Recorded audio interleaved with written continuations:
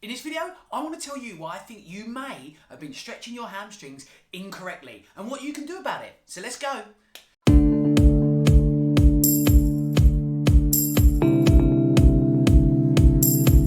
Thanks for checking out the channel. My name's John. I'm the head therapist here at John W Sports Injury. And what we want to do on this channel is we want to help you to understand your body so that you can remove your pain ultimately to achieve your exercise goals. So if you think that's some type of content that's going to help you out, why not hit subscribe and then we can keep you updated once you hit that bell notification of what's coming out new from us. So tight hamstrings and how to stretch tight hamstrings. The amount of times I've heard over the years, I've just got tight hamstrings or I can't make my hamstrings any more flexible. What I want to talk about is what your hamstrings are, why they can be a problem, how you can test your hamstrings to find out if you do have tight hamstrings, but perhaps most importantly at the end, I'm going to talk about why you've been stretching them wrong and what you should be doing to stretch them correctly. So the hamstrings, they are a group of muscles that live on the back of our leg between our hips and our knees. Now the interesting thing about the hamstrings is we term them two joint mobilizers.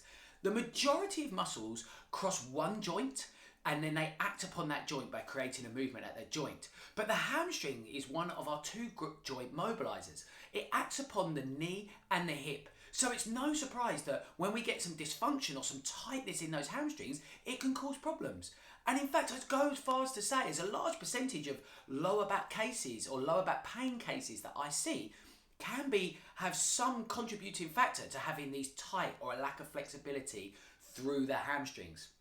So what I think we should do now is get to work. We should explain how you can be testing your hamstrings and I'm going to show you why you might be doing them wrong and what to do about it. But in order to do that, you need to join me on the floor. So the first thing we want to do is to work out, have you actually got tight hamstrings? And by that I mean, do we have a lack of flexibility in our hamstrings? And a reminder that because these muscles act upon both our hip joint and our knee joint, that if we have those tight hamstrings or lack of flexibility in those hamstrings, that could be having a direct impact upon the lower back, hip or knee. So what we want to do first is to test these out. What we do in order to achieve this is we lay flat on our back. Now, what we're looking for here is the ability to lie nice and flat and then we look to lift the leg. Now, the important thing as we lift the testing leg, two things we need to make sure. One, that our knee remains straight and locked out. We don't want any bend to happen. That's what we term a compensation or a cheat, where we're actually taking the hamstrings off slack to get further. The other thing is that the other leg remains flat on the floor. And what you want to do is pull the leg up as far as you can. Now, what we're looking for ideally is 90 degrees. Now you can see that I'm a little bit off that at this stage. So I'm slightly tight in my hamstrings, which I'm aware of and would like more flexibility. Another way we can test is to bring the leg with a bent leg into 90 degrees of hip flexion. And then we should be able to extend the knee out to straight. And again, we can see that I'm slightly off that, indicating a slightly tight hamstring. Now, sometimes we talk about being within 80 to 90% of normal values, which I am, but it does highlight that I'm slightly tight through that hamstring.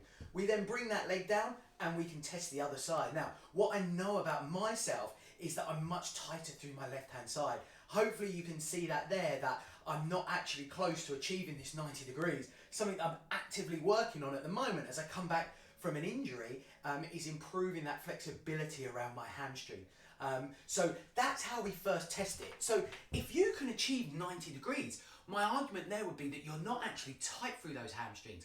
If you're developing hamstring dysfunction, some of your attention might need to change towards some strengthening exercises. But if you found that actually you're tight through that area, it may well be that you're stretching it incorrectly.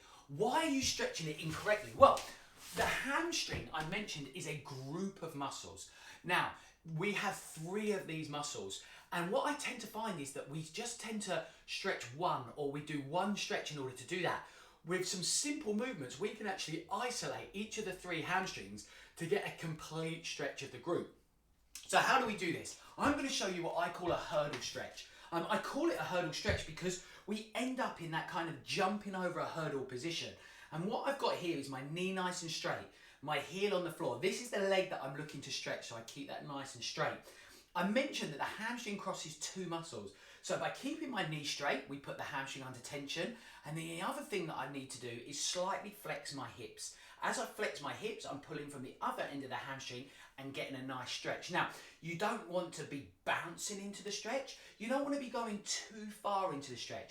You just want to slowly go into the point where you feel that stretch and then we hold. I remind you, if you've watched some of my content before, that static stretches should be held for 30 seconds in order to activate what we call a stretch reflex. So move into that position and hold for 30 seconds. But here's where you may be going wrong, because if you stop now, you miss a great opportunity. Because by simply moving my toe position, by turning that toe out, what I now feel is the stretch remain in my hamstring, but more on the inside, because I've elongated this, what we term medial aspect, so I'm catching the more inside of the hamstring. Again, I'd repeat that for 30 seconds, and then what I would do here is then take my toe in and I'd catch the outside of the hamstring. And straight away, that gives me some feedback. The feedback for me is that when I turn that leg out, I feel that stretch really intensify, more so than when I turn my toe in. So I know then that actually I'm tighter through my medial or inside hamstring than my outside. So why not spend more of my attention? Because that's where perhaps my dysfunction lies, and that's what's going to get me greater gains. But by not manipulating that toe position, I'm missing a fantastic opportunity to get the best bang from my butt from my hamstring stretches. And this is why this is my favourite hamstring stretch. And then we would then go and repeat that on the other side in exactly the same way. A reminder when we're stretching that if your knees are sore, I would put a pillow or a cushion underneath that knee that's on the floor, just to cushion that for the knee. But these are stretches that you can be doing once, twice a day, 30-second holds, but all in all, it's only going to take you 2 to 3 minutes. So if you've completed that test and you found that you're tight in that hamstring, that's exactly what I would be looking to do in order to start improving your hamstrings. And then when it comes to testing, remember this isn't going to change overnight, but by completing that test perhaps once a week, hopefully you'll start to see the amount of hip flexion or where you can get your leg to improve to ultimately hit 90 degrees. I hope that's been helpful. As I say, the hamstrings must be one of the most commonly used words in our clinic. They often seem to cause a problem. So I wanted to get this video together to show you my favourite way and the truth about stretching your hamstring, because you've probably been doing it wrong. If you've been doing it wrong and this video has helped you, then you can do me one favour and smash that like button. That shows me that actually this is the type of content you want and that you've been doing it wrong and I've helped you. And if you find any of our content to be helpful, then please feel free to hit that subscribe button. We'll keep you updated. And right now I've got another video that you can move on to.